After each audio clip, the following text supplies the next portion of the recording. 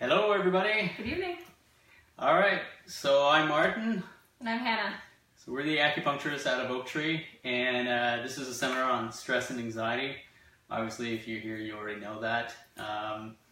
We always love to start this is becoming, if you haven't noticed, this is kind of a thing we do. We try to host a seminar on a specific topic every 2 to 3 weeks. The last one we did was on the neck. It was Dr. Katrina and I, and this time it's on stress.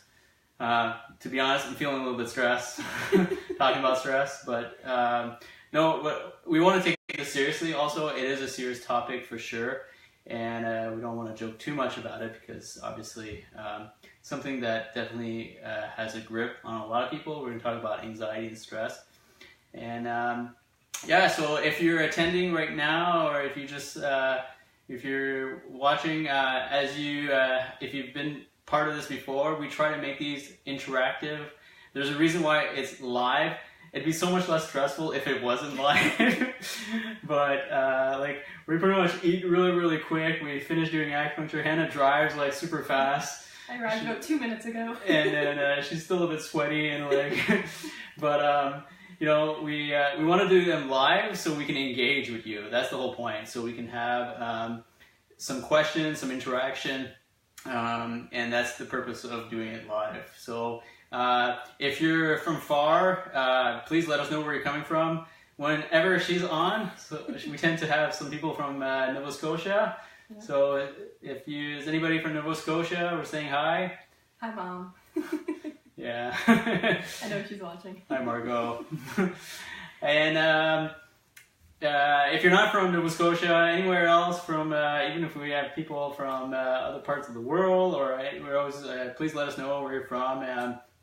So this is meant not just to be for our patients, it's also education to spread. So we are going to be talking about stress and anxiety. And to start off, we always have a questionnaire it's part of our thing. Gets the brain going. Gets the brain going. And so we have a list of questions that we're going to ask you. I'm going to ask Hannah also. I always I'm the host. But there's one question that I added in here just to make it more stressful. Okay. And it's more, I wanted you to, I'd like you to think a bit about what are some of the things, what is the one thing that really you find that always gets you going, that gets you stressed, and I'd just like for you to participate and tell us what it is, the one thing.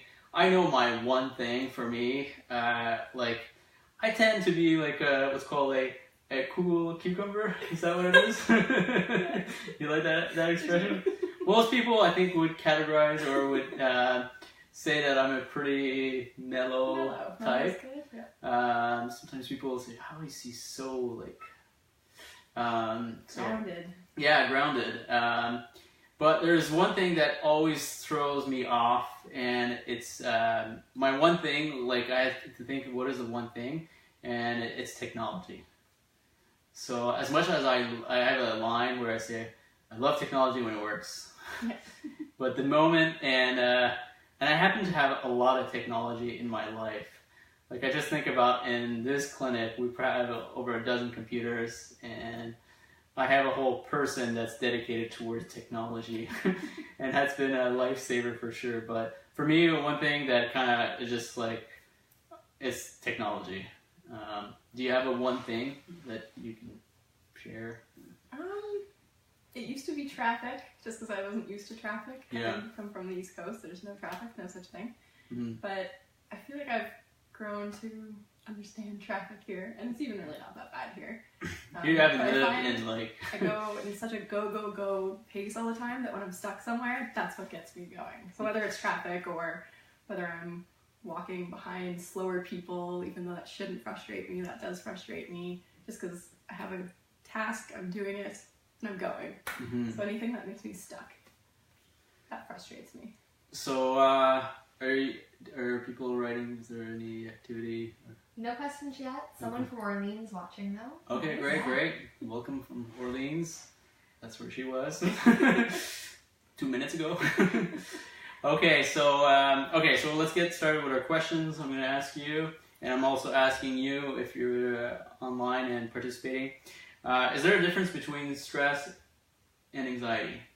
You hear those terms like, is it the same? What's stress? Can I answer right away? Or are we giving people time? Yeah, so I'm asking you, and is there a difference between stress and anxiety? Because I always stress, anxiety, I have some stress, I have some anxiety. Mm-hmm. I feel like they're commonly interchanged. Yes. There are definitely differences between the two. Okay. Can you enlighten us on that? Yes. People will experience both of them in different ways, so that kind of complicates things a little bit. But stress, the way I look at it, is things you're not necessarily, it's more of a in the moment stress, where I think anxiety is more systemic. So people, I don't want to get into all the signs and symptoms because we're getting into that later, but I think stress is more, I think like tightness and tension, whereas anxiety, I think of a whole other list of symptoms, which we'll talk about. And is it important to identify the difference between stress and anxiety? Do you think it's helpful? I think it's helpful. Yeah. I think it'll give you a little more of an awareness. Yeah, I think it is, because sometimes people want to know, is this just stress? Or I also I think we perceive anxiety as a bigger problem. Mm-hmm. Like there's stress, we all have stress. It's like we have this... we have stressful lifestyles. Yeah, we have, it's okay to have stress, and it's some people say it's healthy to have some stress. But then anxiety, as you're kind of describing it, is a little bit more advanced. It's affecting more your systems. So, okay. So can you list maybe some of the symptoms associated with anxiety? If you have anxiety, sometimes people really want to know, is this anxiety? I think like that's like a question, a typical, people do maybe like if you've never gone that path or suddenly you start feeling off, you start questioning, is this anxiety? I think so. Can you maybe give us an idea of how you would, somebody would find out? And by the way, disclaimer, we are not psychologists. We are not medical doctors giving a diagnosis saying, we never do that when somebody comes to see us. We're acupuncturists. We practice traditional Chinese medicine, and we do help out a lot of people with anxiety. But just so, if an acupuncturist, when we'll get into more of how we view anxiety and how we approach it, but just a little disclaimer, we are not saying, This is from our experience. This is from our experience. This is from our clinical, traditional Chinese medicine experience. And obviously we want to list some of the symptoms that, so tell us a bit about the symptoms. Like I said, it can vary, I think, for a lot of different people. Some people will get sweaty. Some people will get palpitations or kind of a fluttering in their chest. Some people, it affects them more in their digestive system. So they'll have issues with loose stools or diarrhea. Some people will get headaches. I mean, there's really no system that isn't affected by anxiety. Mm-hmm. Okay. Is it possible to be experiencing anxiety and not be aware of it? Is it possible that there are people out there?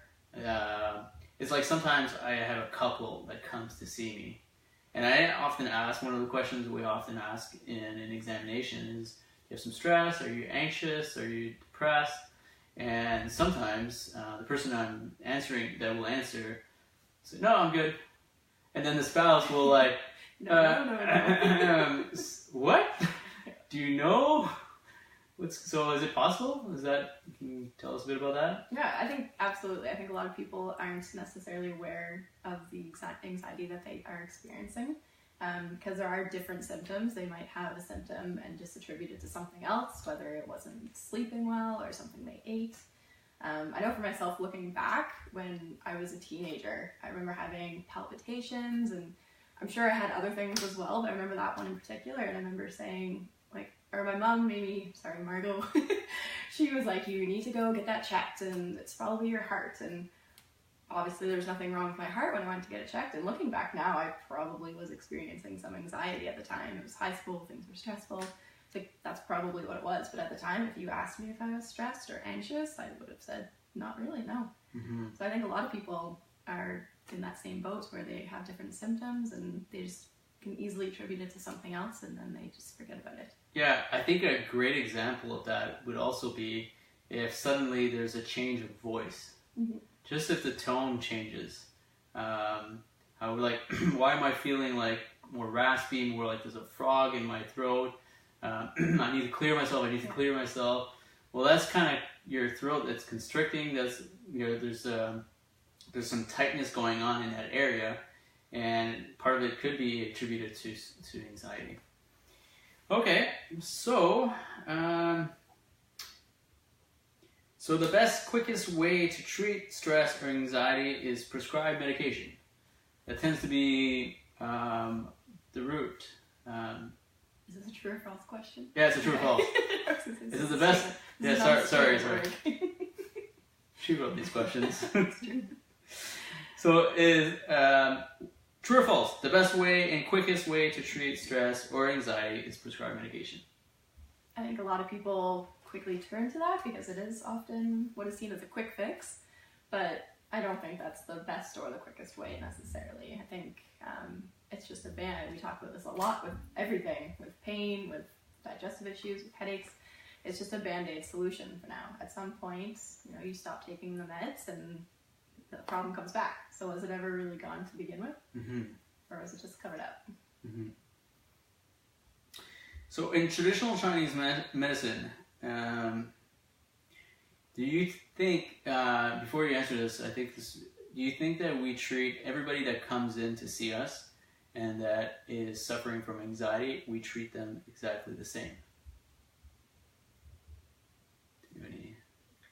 No answers yet. Someone did have some anxiety going back to your technology. Anxiety trying to find this live stream, though. Yes. So it's very complicated. So you want to? So do we approach things differently, or everybody gets the forehead point? Yin Tong. Is there no, definitely not. Cookie cutter approach, or? No, that's the one thing about TCM that I love is that it is so individual. And a lot of people come in and they say, you know, on their health history form, they say diagnosed with anxiety. And that to me really means nothing. When I see that, the first question I ask is, but what does that mean to you? What kind of symptoms do you experience? So just by terming something anxiety doesn't necessarily mean that you get points A, B, C, and herbs this. Yeah, and we're going to get into that. We'll explain to you a little bit more how we approach it. But it's never I think, there are go-to acupuncture points that are known to be very calming. And obviously, if somebody is trouble with anxiety, we're going to use some of those go-to. But we're also going to differentiate and figure out the best acupuncture points for that person. And it really varies because everybody is designed differently. Everybody has different constitutions, and to really have a good treatment, it's much better to be individualized. So true or false? There is a scientific reason for breathing into a paper bag. Oh, I wish I would have had that. Did you research? So, you know, if you're on a plane and all of a sudden you get this, you know, we're about to land or we're about to some turbulence, turbulence, thank you. You get a paper bag and you start breathing into it. There's one. See it on cartoons all the time. Yeah. So, do you want me to comment on that one? Yeah, that's fine. So yes, there are benefits in doing that. For one is that it increases the carbon monoxide, so the CO2 in your body. So as you're breathing in that, there's more CO2 that's going inside of you, and that actually allows more oxygen to get into the muscle, and it allows the body to relax more. So when we're stressed, we're tight. So as you're breathing into the paper bag, it actually allows your body to have increased CO2, and that allows your body to relax more. So it is true. It is proven, and it's a real thing. So you could do that. Yeah, that's one approach, which will actually lead us into talking more about the breath, and we'll talk about that. Children, they have such a carefree, fun lives, and but can kids and children have anxiety? What do you guys think? Is anyone commenting? Okay. Yeah, so children, I think, absolutely can have anxiety. I think it's more challenging to figure out that a child maybe has anxiety because they aren't necessarily expressing themselves as adults can. Mm-hmm. But there's definitely signs that children can be anxious. I mean, kids, you hear all these stories now about bullying in schools. School has such high expectations, whether or not it's from teachers or from parents. Sometimes kids are just very hard on themselves. I remember I was incredibly hard on myself going through school. If I didn't have perfect marks, I was beating myself up. So I think kids even put their own expectations onto themselves, and all those things can create anxiety or stress in the body. So I was doing a little bit of research about it and looking just some stories about kids who all of a sudden don't want to go to school anymore and were hiding in the closet to avoid it. Or kids, a lot of times kids will report anxiety as stomach aches.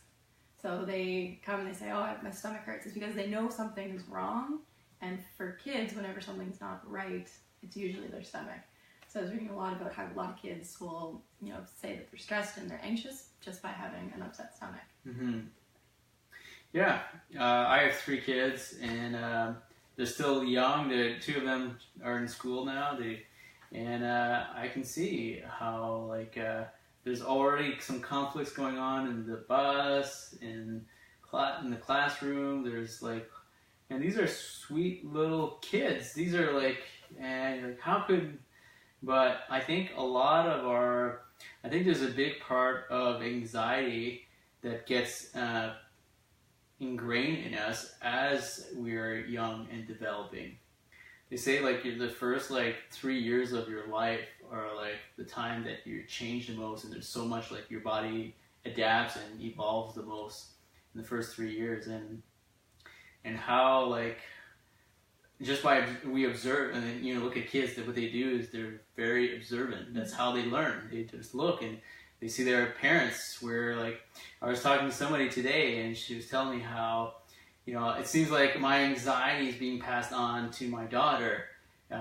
It's she's developing all these little anxious habits, and it's because she's been watching and observing. And who do kids like to watch the most? It's who they're around the most. Yeah. The parents. Yeah, the parents. I was going to say the mother. Mm-hmm. And the father. But yes, absolutely. I think we take for granted how much kids are actually taking in from their surroundings. I think it's so easy to say, oh, they don't understand what we're talking about, or they don't understand what they see on the TV, and kids are taking all of that in. They might not understand it fully, but I think they're still affected by it. Oh yes, they are observing a lot more than we realize, and that's actually one of the trait of someone that is developing and growth, is somebody that can observe, take in information. And as we get older, we get numb to it. We get I don't need to learn this, I don't need that. But they're still in I have no idea how to get a spoon. I can watch you now. I see that you get a spoon this way, so that's how I'm going to get my spoon. Okay, so we'll go talk a little bit more about kids a little bit later on. So let's stop with the questions. And I want to, since we're acupuncturists and we practice traditional Chinese medicine, we want to talk more specifically about that and how we approach it. And we're going to talk about 4 types. So often in Chinese medicine, we look at patterns. And that's a lot of how we come up with our diagnosis. Do they fit a pattern? Do they have all similar symptoms associated? And I'll go through 2 of them, and you can do 2 more. So the first one I'm going to... And to be honest, when Hannah and I were talking about this, we're like, really? You want to talk about... She's questioning... And it's because we often shy away from talking in a TCM jargon, because you almost have to have studied Chinese medicine, and you have to understand the culture, and there's so many things that, and sometimes just by like, if someone talks to you in a traditional Chinese medicine way, you'll lose confidence because you don't have the full understanding of it and all that. So what we try to do here at Oaktree, we try a lot more to, we still very much practice in a traditional Chinese way, but we try to translate that in a way that's understandable. So we often don't say heat. So heat is a term that, for example, that we'll use, but we'll explain that as inflammation. We don't talk about dampness too much to our patients, but we'll talk about how that's more like water retention, or maybe phlegm, or swelling, for example. So those are some examples. But so I'm going to name two type of what we call a syndrome, and I'm going to go more and explain the type and the pattern. So the first one that I want to talk about is called liver qi stagnation. So why do you think I laugh? Why do we giggle a bit about what's called liver qi stagnation? Because everybody has liver qi stagnation. Everybody has it. Everyone. When we were in school, it's like, okay, what is it? It's liver qi stagnation. I don't want to laugh about it, but basically liver qi stagnation is this pattern where you have stress. You are tight in the body. You might have some tight shoulders. You might develop, it's basically a tightness in the body. Maybe your breath is tight. So often, like, one of the symptoms of that would be you can't take a deep breath. You're often breathing more from the chest. Plumpets. Yeah, or you feel like there's something stuck here, like the pit or something. So that's liver qi stagnation. It's fairly simple. We often might look at the pulse. We might notice that the pulse related to the liver position feels a certain way. There's other, but basically it's anxiety and stress and feeling tense. And often I can almost predict someone has that pattern or fits that just on their posture. So the posture will be kind of like the legs like triple wrapped around, the quadruple like arm twist, and the shoulders are up. There's some tightness in the jaw, clenching. It's tightness. So a good solution for that, obviously, acupuncture is a great solution for that. But a good solution that you can do for that is to help breathe better, and breath can be very powerful. So pretty much if somebody is that type, I will often recommend start exercising a little bit more, because exercising engages more breathing. You're taking some deep breaths, and then maybe also work on doing breath work. And we do sometimes some exercise around the breath, so we show different things. But it's that simple. Like, if you're that type, you're always tight, you're always kind of feeling like you're stressed, you're driving and you're so like wind up, you're sighing, you can't take a deep breath. One of the best things you can do is just go out and start exercising, preferably outside. So our second pattern that I wanted to describe, it's there's a few different ways how we can call it, but I'm going to say basically kidney yin deficiency. And this is a pattern that we often see approaching menopause. And it's like, and this is something we see a lot in our clinic, where I don't know what's going on, I'm losing my head, I can't sleep, I'm having night sweats, I just feel hot all the time. I'm restless, I'm like agitated, I'm stressed. It's not necessarily, there's some shoulder tightness, but it's not as much. It's more like I feel like I'm losing my head. I was totally fine, and all of a sudden my cycle is starting to change. I'm losing my sleep. I can't sleep. I'm hot. So that's that. I think that explains all. There's a common type for sure for that. In Chinese medicine, we call that, there's a few different ways of calling it, but one way would be kidney yin deficiency. And it's the idea where you've been menstruating for a long period of for 20 years, 30 years, something like that. And then, like the eggs that are running out, the body's starting to change, the hormones are starting to change. And in that case, the approach is to help adjust hormones. And then that's what we do through acupuncture as well. But something that you can do for that, I would say, is to look more into nutrition and maybe supplementation or herbs. So oftentimes in this type, I will not just recommend acupuncture, I will recommend Chinese herbs or working on diet, because I think having a better nutrition can have a lot of impact on hormones. So those are your two types, and just we're trying to give you an idea how we see this. And one is more the breath needs to be improved, and the second type is more the hormones needs to be adjusted. We can do acupuncture to stimulate hormonal glands, but at the same time, we might need to take something like a supplementation or some food. So those are two. Do you want to mention a few more? Yeah. Okay. So we talked about phlegm misting the mind or the heart. So this is one I think that's maybe less common to see. It tends to be, if you think about someone who maybe starts laughing out of nowhere, you kind of think of manic behaviors or obsessive. A bit crazy. Like just something, just out of nowhere, just kind of extremes. So this person might also sweat, just kind of profusely when you don't necessarily think that they should be. Issues making eye contact even would be a sign of that. Yeah, so this person would not make good eye contact. Exactly. Would be very distracted, kind of head is foggy. Mm-hmm. That's the phlegm misting part. Yeah. So it just kind of causes a lot of confusion as well. So people might not be fully aware of where they are, their surroundings, interacting with people even. Yeah. So that would be, again, that's more of an extreme case that we don't see a ton of in clinic, but it's definitely very treatable with acupuncture, I think. Mm-hmm. Working on calming the mind, obviously. In Chinese medicine, we say clearing like phlegm and transforming.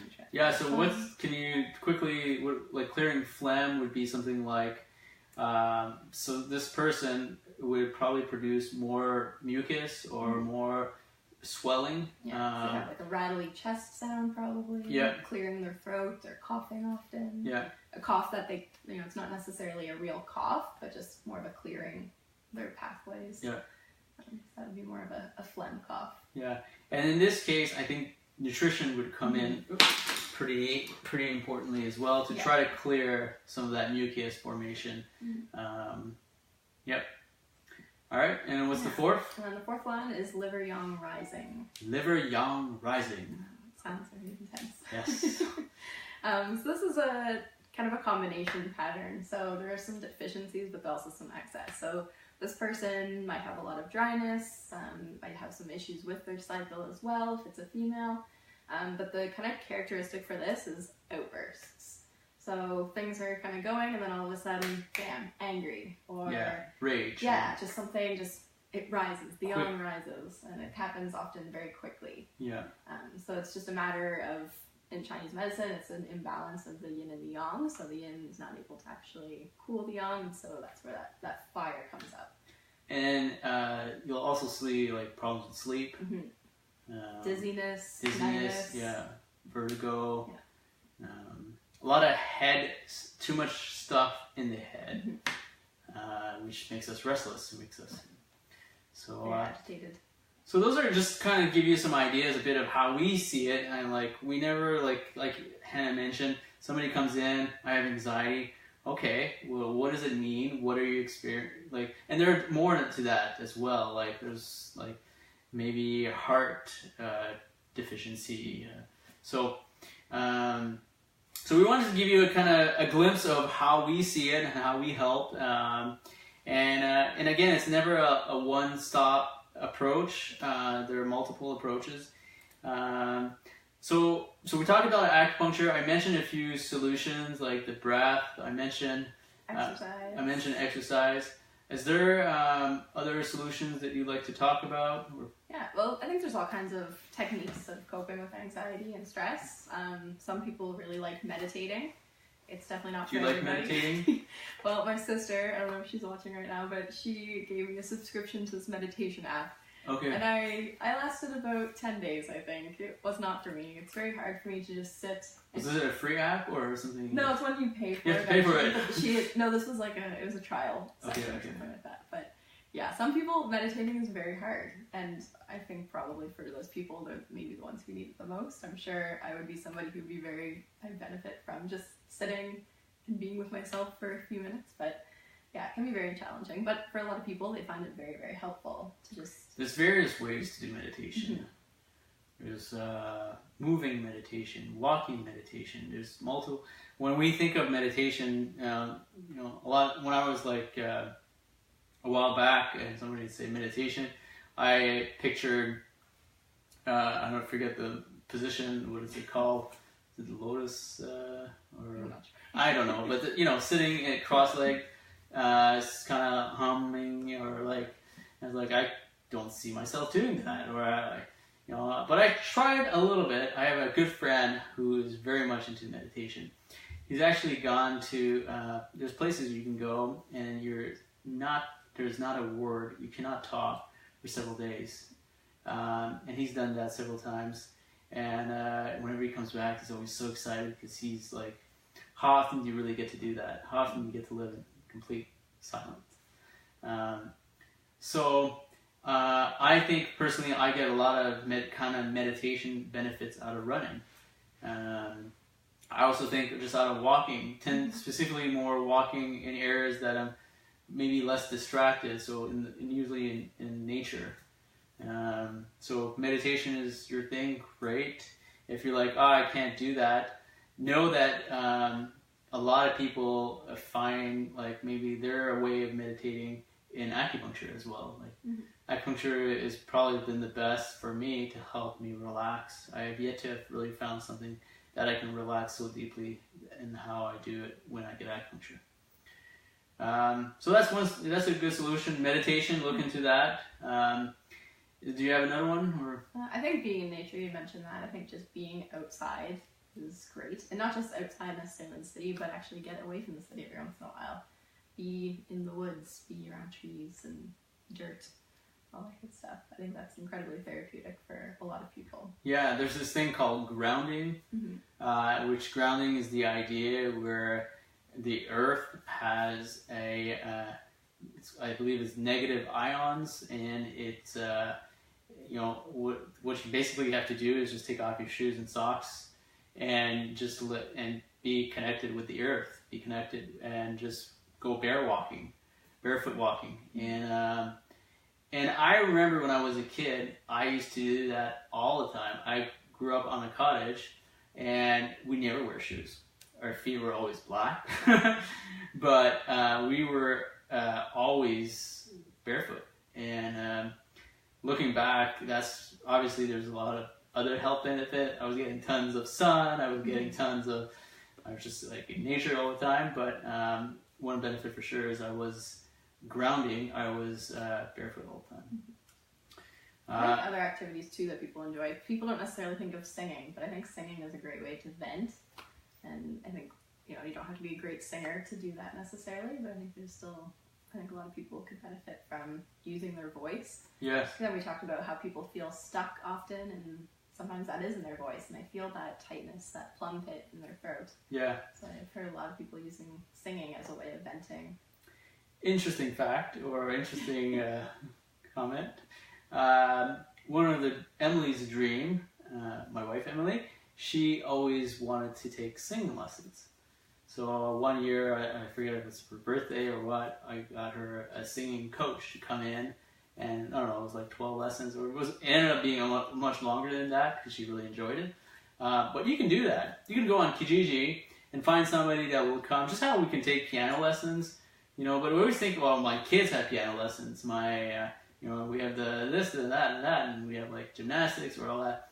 But I think the more we go back to our youth, go back to like thinking about like acting more like a child, or like, it's not necessarily having an immature approach, but going back to doing activities, and yeah, singing I think is a great way to express yourself. I think also being creative, and that kind of goes into that same vein. Having a way to express your creativity, and there's not a lot of like, I think it's something that's totally suppressed, and it's something that there's tons of benefit, I think, and we should go and learn some instruments. We should go and learn ways to sing or to dance or to express ourselves or to paint. And it could be just even taking pictures. It could be making a video. If you haven't seen my videos, one of the things I enjoy is making videos. And I made a video recently, it's my little plug, but I made a video where I'm like throwing my TV out of my window. And that was so much fun, and I got so excited, and so I like learning about photography and video making and all that. It's a way how I get very creative, and how can we, and maybe like sculpting or so. I think that's something that's totally overlooked, and I think it could help a lot. You look at lifestyle, we work hard, like we wake up, it's in a rush, we go to work, busy, adrenaline, task, and then we get home, feed the kids or feed ourselves or go. I'm going to go and exercise, I'm going to try to fit this in, fit that in, I have to do this, I got all this thing, and then like we're revved up on adrenaline and all this cortisol, all this is, and I'm tired at the same time, so I should have a coffee, which spikes more cortisol, and it's just like, I'm for coffee, but all I'm saying is that in Chinese medicine we talk about having yin and yang in balance, and throughout the beginning of the day, we're very quiet, we should be more in a relaxed state, and as we move on in our day, things should get more alive, we should move more, we should get more, and then close to as the day starts to end, we should go back to a more quiet. So I tend to never encourage people to exercise at night, because that tends to bring back some adrenaline, bring back some energy. I think a bit about like this. There's a circadian rhythm. There's an approach and your body is very hormonal, and we're designed to kind of follow this cycle where in the beginning of our day, if you wake up and you don't feel like jumping out of the bed and like lifting 100 pounds, that's okay, because your body needs time to adjust. But as the day goes on, you're getting yourself nutrients, and then there's more energy and more, and it's okay to start dipping around 4 or 5 o'clock, because your day should come to an end.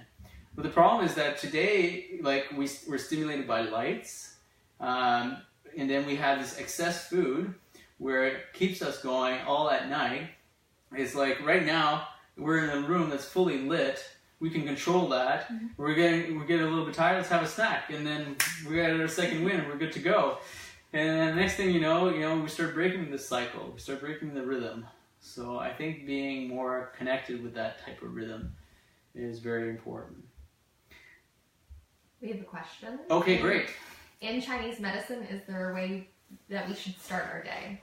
Is there something recommended? Yeah, kind of like a little bit of how I've been talking about. Start off in a quiet, kind of gentle approach. I love to just look outside.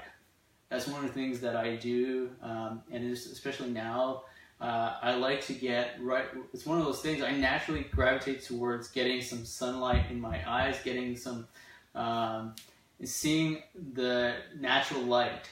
And natural light is very powerful and has an ability to affect our hormones, and it has an ability to wake us up.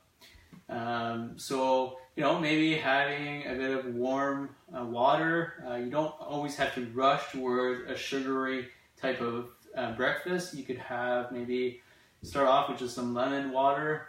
I like coffee, but I also like water. I tend to have a bit of water, a bit of coffee, and just take it easy. And I think time management is extremely important, and giving yourself extra time, giving yourself the ability to not feel rushed in the morning, start your day off right. maybe read something encouraging or positive. That's how I like to spend the beginning of my day. I know for me, I used to set my alarm. I would think, what time do I have to be somewhere? And then I'd be like, okay, and then 7:30. I'm gonna wake up at 7:25. Yeah, exactly. It takes X amount of time to get there, and X amount of time to actually wake up and get changed, brush my teeth, and out the door. Yeah. And that's how I plan my morning, is literally to the minute of how I could sleep the longest. But now I set my alarm plenty in advance, and I might hit snooze once. That's fine. But then even when I get up, even after hitting snooze once, I still have plenty of time. So I'm reading an article, or I am drinking coffee in the morning. I do like coffee, but I'm not rushing to do all of that. I am taking my time and making sure that nothing's rushed to start the day. Mm-hmm. And I always feel so much better when I get to work after having been awake for a couple hours already. I'm so much more on top of it. I feel like I've already been productive for the day, even though I haven't necessarily done a ton, rather than having just got there, having probably been asleep 45 minutes beforehand, and now I'm just like, okay, go, go, go. Yeah. My day is never as peaceful. Yeah, so, there's a lot of tactics, there's a lot of things that we can talk about, and we wanted to, I think it's also like, a lot of us, we have to start really just having an honest look at how we're living. And, the rule or the key is really just, if you have some balance in your life, if you're not like, I started off my day today a little bit working in front of my computer. And I had a lot of time, and I could have spent tons of time. I was like really engaged. I was like, this is fun. I'm learning this. I'm going to respond to that. And it's like, I had to force myself, all right, I got to go and do something else. I'm going to go for a walk. I'm going to go do because if I spend 5 hours in front of my computer, that's unhealthy.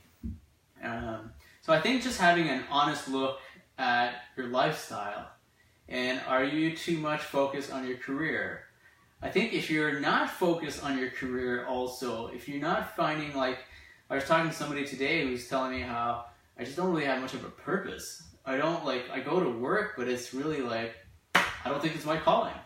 And he was telling me how he I've known this for so many years, but I'm afraid to take the leap and to do something. And I think that causes tons of anxiety. Being bored causes tons of anxiety.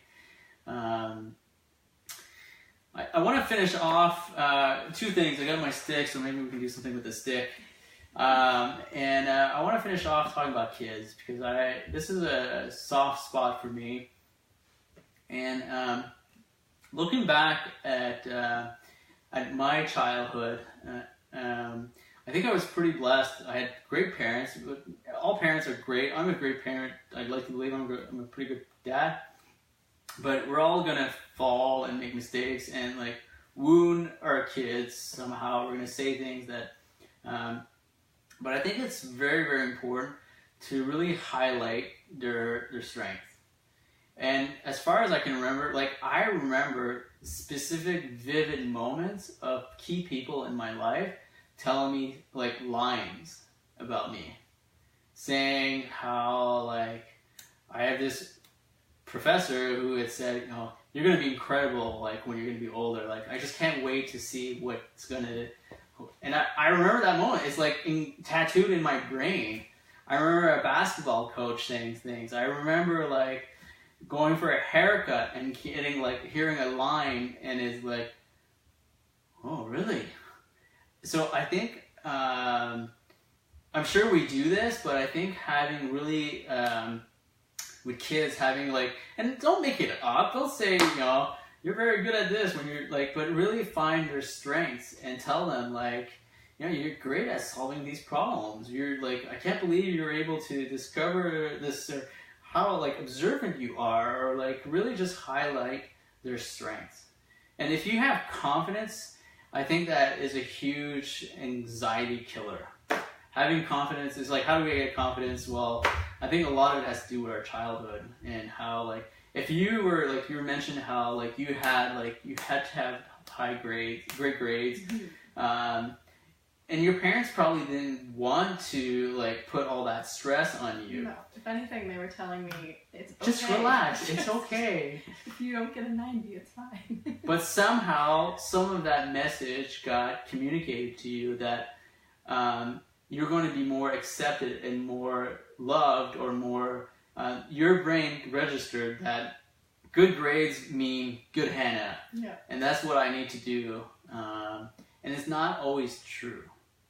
So I think just recognizing if you're an adult, how much of an impact you can have. It doesn't always have to come from the parents, but I think the closer you are to someone, the more of an impact you can have on. And probably the closest, like people that should be close to you as kids would be your parents. But sometimes maybe parents are not as around, or they're not there, so you get it from, like I remember having a basketball coach telling things to me. Can you remember certain, like, does that like resonate with you? Yeah, definitely. I had a babysitter that I was with a lot. And I think often about different things that she has said, and different coaches. I tried a lot of sports, and definitely certain coaches stand out more than others for sure, just based on things that they've said. Yeah. So that's pretty much it. My stick. If I had to summarize or conclude, I think, yes, absolutely. I think there is a time and a place for medication. We provide more natural approach, but a lot of people that do come and see us take anxiety medication. It's the number one drug that's prescribed. Often it's even just prescribed for other problems. It is possible with time, as your health improves, as you get maybe acupuncture and other changes you make, you can get off, and that's something that we help and assist. We never tell people, get off your anxiety medication, or otherwise I won't see you or won't help you.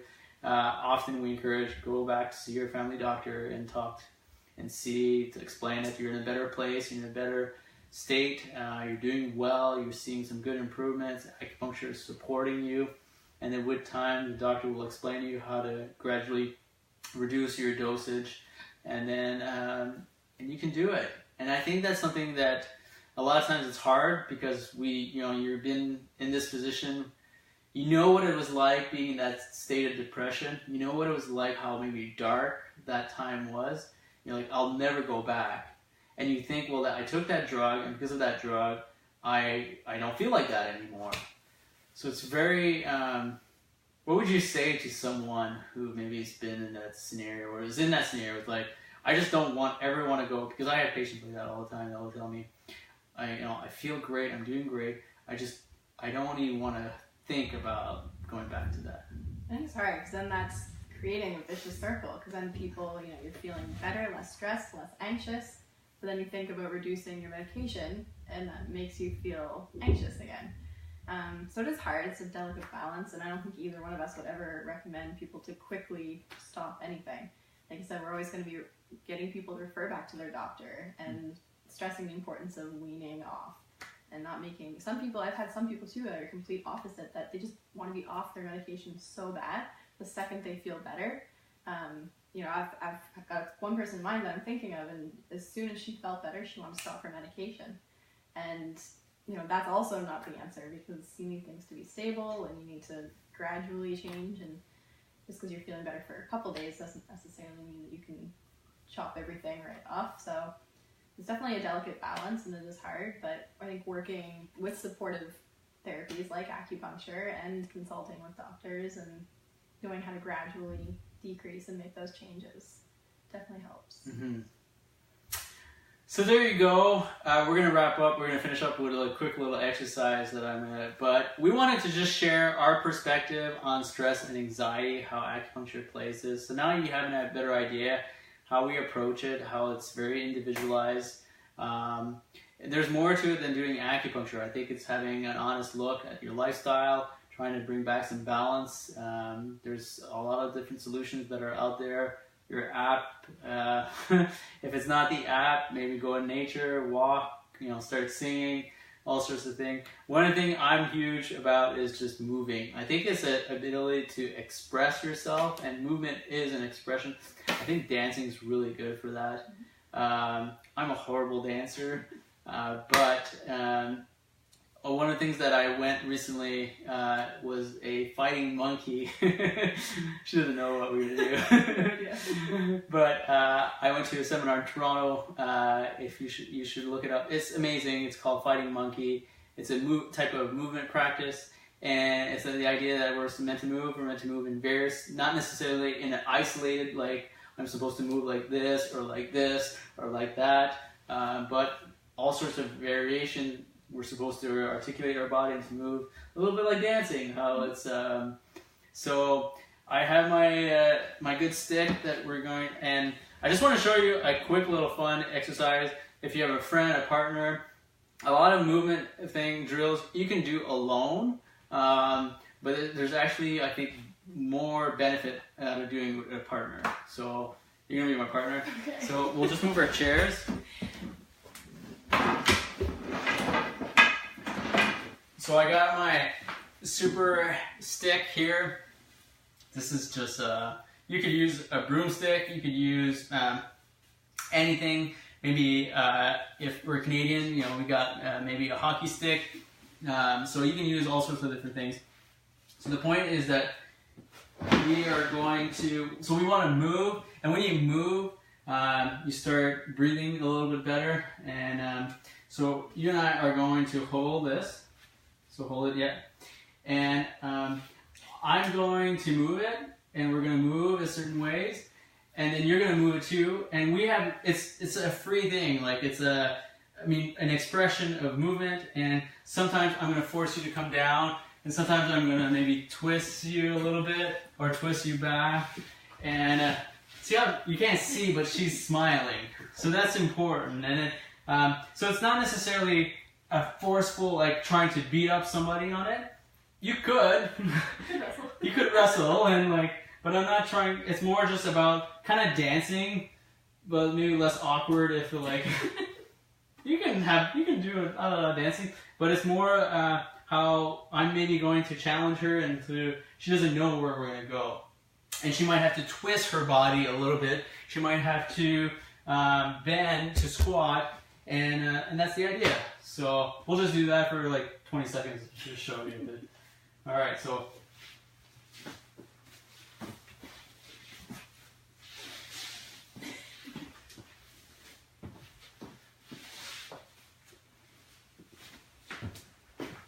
Okay, so you get the idea. So as we're doing it, sometimes did you notice like it got tight? Yeah. And sometimes it was loose, like. So sometimes as you're doing this, you can be very tight. But I think if we're more loose, either you push or you pull, and trying to maybe become more try to have this flow.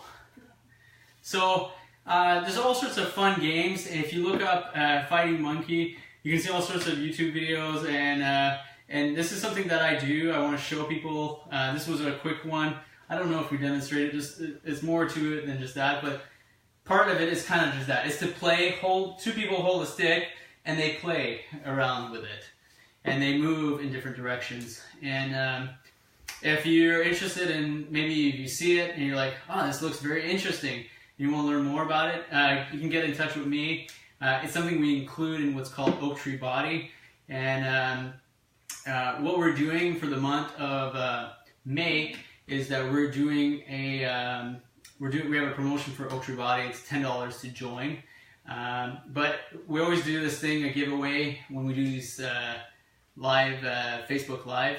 So if you share for the next 24 hours, anybody that shares this video to their friends on Facebook, we'll see who did it. We'll put you in a draw, and someone will win a month of Oaktree Body. So Oaktree Body is about moving, it's about lifestyle, definitely can help you reduce your stress and anxiety by looking at yourself as a whole. And so, anything else? No, I think that's good. I think, if you are experiencing any of these things, talk to one of us. I think so many times people don't bring these issues up, they just push them to the side. And I think Acupuncture can help with this stuff. Yeah, and I think the biggest, I think a good takeaway would be there's a lot of people out there that don't have a clue that acupuncture can help and address this. And it's one of our main things. I would say probably our main number one would be pain. Our number two would be stress and anxiety. Yeah. So we get some good results. You should come and try it maybe one day if you've never have. And maybe I'll show you how to play with the stick a little bit. All right. See you later. Good night. Bye, Nova Scotia.